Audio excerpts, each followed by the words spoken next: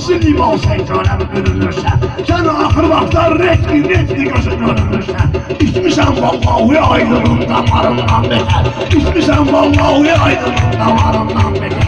Səni vuraram bu dağa surət qatarından beter, səni vuraram bu dağa surət qatarından beter.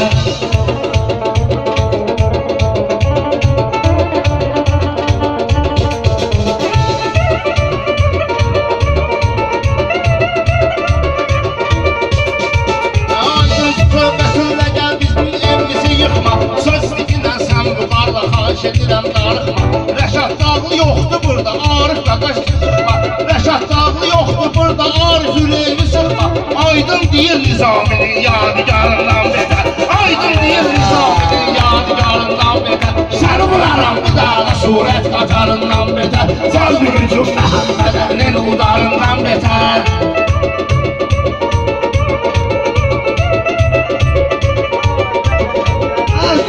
Sen aydın senin yaşadı da çok parlıyım.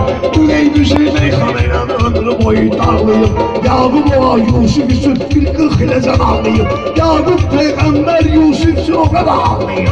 İntizar olmayıp onun intizarından beter, İntizar olmayıp onun intizarından beter. Seni vuraram bu dağı surət qatarından beter, Var udarım Məhəmməd Əlinin udarından beter.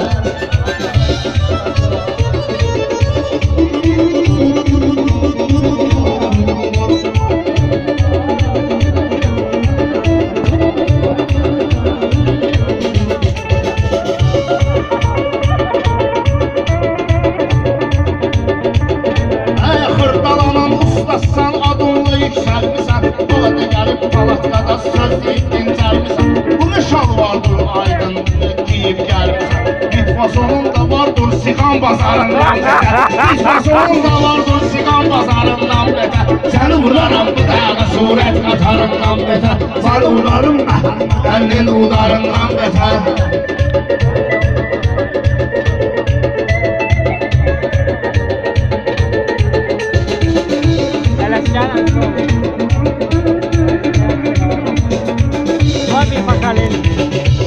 Mutluların başına bugün yaşım dolanmıyorlar, şairler maşallah deyip yubanmıyorlar.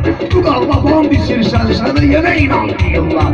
Etibarın köne bulun etibarından beter, Etibarın köne bulun etibarından beter. Səni vuraram bu dağa surət qatarından beter, Hünerim Məhəmməd Əlinin ularından beter.